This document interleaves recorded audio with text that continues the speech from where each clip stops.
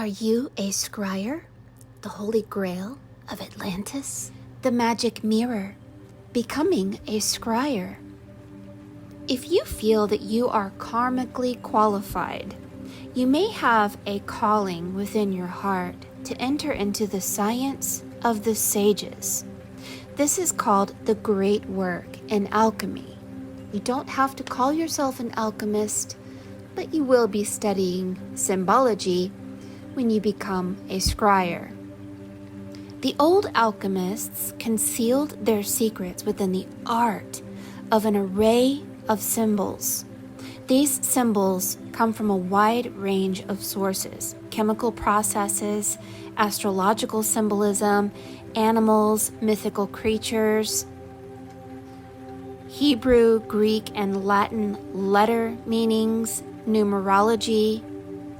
It is called a coded language. And the reason we have to be karmically qualified is because many of us are dominated by principalities, powers, or spirits that are not in our favor. If we try to scry and we are dominated by a wolf, a jinn, or death energy, then we will cause curses and chaos. For those of us who have gone through a cleansing and have prepared ourselves somewhat, we enter into the art of scrying or the magic mirror in order to strengthen our connection to our higher self, which is the Holy Spirit. Many would argue that these symbols are not significant, that they simply come from our subconscious mind, and they are discoveries from the depth of psychology. But for the alchemist, it is a direct support for the process of your liberation. Obviously, consciousness or the mind is the builder of all and the source of the illusion of separateness.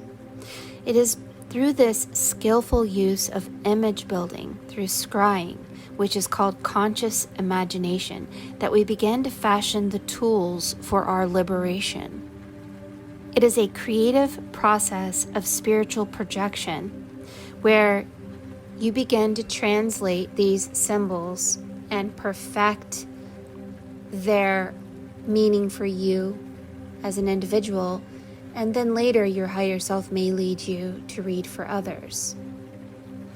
Alchemical adepts, the Tibetan yogis, build up their spiritual creation piece by piece and realize their vision. For me, I was led to become a scryer by accident, or was it? I realized I had a gift. I saw things I knew nothing about in my physical, but my higher self knew it. My higher self knew when a fetus was miscarried. My higher self saw animals that people owned, or even if someone was deceased and came forward through the art of scrying. And I failed many times to balance the negative forces which would come through the readings because I was undisciplined. Part of scrying is having the discipline and responsibility to use particular images in order to build up the strength of your higher self. Suffice it to say that you will be feeding your higher self like a dragon or a white unicorn. You will be feeding your higher self so that the connection between you and your higher self becomes so strong that greater is spirit within you than you are in the world. If you are called to become a scryer, you have entered into a celestial school, which is also known as the place of power. This place of power is a symbol of quintessence, the fifth element. To be in the fifth element means that you have risen above the four elements. You become the ruling power of the realm of four. The scrying bowl is called the Holy Grail. Your pencil, your charcoal, your paper, macrocosmically, is the grail or the spirit bowl that contains the totality of existence, meaning anything can come through. A person in the physical, a person who is deceased, a spirit that is unseen on the fifth dimension, or even dark energies. You may see symbols, and your type of scrying may be unique just to you. Some people are very mathematic in the sense that they see numerology and even star shapes and star patterns. Scrying is the universal chalice held in the sacred hands of the eternal. It is the mirror of tetragrammaton, the scrying bowl of creation, wherein God beholds God, because the eternal pervades all that is and is in all things. This macrocosmic grail is the divine soul attributed to the third sephira, Bina, sphere, within the Great Mother. You as the viewer and the vision that comes about are not separate, but one. Quote, I declare myself by seeing. You become a seer. We touch upon a mystery, one of those apparent paradoxes that pervade the teachings of ageless wisdom.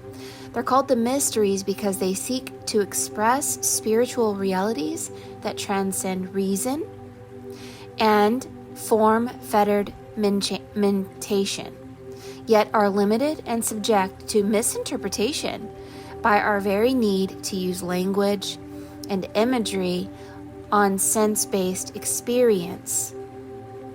In the microcosm, which is you, the human being, the grail symbolizes Rock, the higher self, or immortal spirit. In some traditions, the holy guardian angel. It is the individuated aspect of one's life that gives rise to our sense of this oneness. The illusion of separateness, unified as one, flesh and spirit, man and God united through the Holy Grail, the scrying bowl. Through your persistence in scrying, you will build Jacob's ladder. Your spirit grows above your biofield like Jacob's ladder, and over time begins to touch perfect balance and perfect truth. You are the alchemical student accessing God within like a seed. And the purpose of scrying isn't just to find answers within your life or within the lives of those you are reading for. The purpose of doing this great work is to spiritualize your physical body so that your higher self may fully manifest on earth. So if you can connect to your higher self, the Holy Spirit, and allow that Holy Spirit to speak through your mouth, through the art of scrying, then you have brought heaven to earth through this great work. And I'll tell you that I have spent several years, 6 years on TikTok, reading and scrying and giving misinterpretations almost the entire time. Sometimes I was right on target. The answers were always there, but my interpretation was, I think, just ignorant. I had no idea what towers meant. I had no idea what water meant. I didn't know about the elemental gods. There were so many things that I didn't know. But through the art of scrying and through my investigating and through persistent and repetitive patterns, I began to see that we as a collective were moving away from the flood and into air, fire, and earth, and then last, ether. And ether is quintessence. And this is where many of you guys are actually entering. We're seeing the number 5. We're seeing you hold a piece of paper with a cross on it, which is the number 4. And this is becoming the ruling power of the lower world. Why? Because your higher self has entered into your physical flesh, and heaven has found its way to earth, on earth as it is in heaven. You have done the great work, and so you're ready to become a scryer. You are activating the light of divine eminence within you, and that is what quintessence is. It is the seal of God, called the seal of light.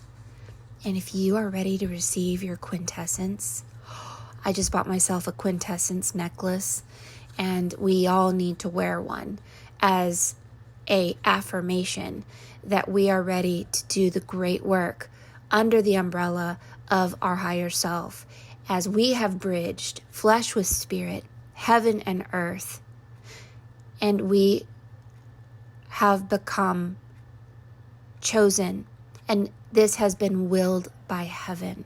It's an exciting time to be alive, and finally we have the symbols and the signs that the gates of suffering are closed and the gates to joy and power have opened.